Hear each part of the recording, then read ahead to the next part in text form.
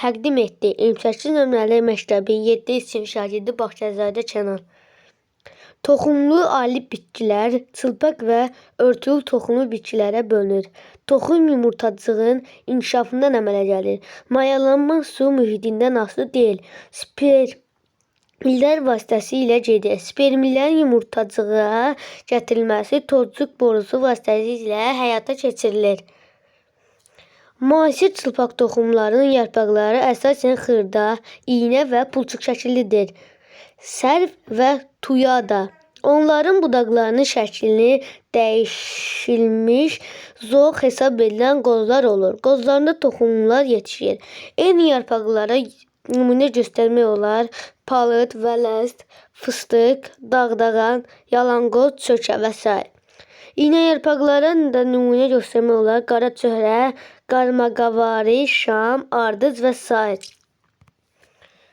Toxumları çılpaq halda pulçuqların qoltuğunda yerləşir. Bunlardan çiçək və meyvə yoxdur. Birevli bitkiləri olan çılpaq toxumlar toxum, külək vasitəsilə çarpaz, tozlanma və mayalanma getdikdən sonra əmələ gedir. Çarpaz tozlanma adlanan proses may ayında gedir. Toxumunun yayılması da küləklə gedir.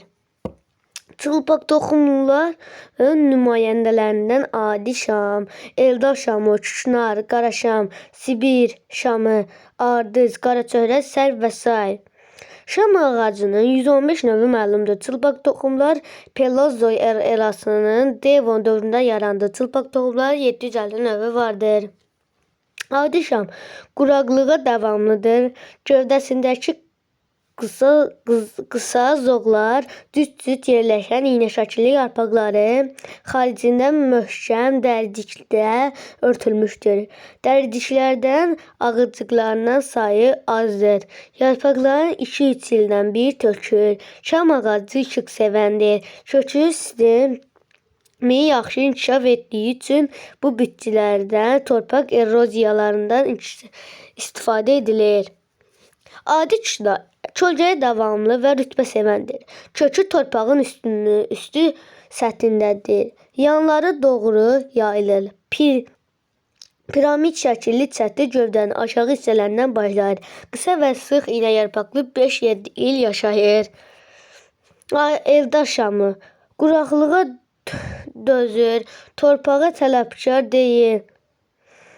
Adi şamdan fərqli olaraq qolu budaqlıdır və iynə yarpaqları 2 dəfə uzundur.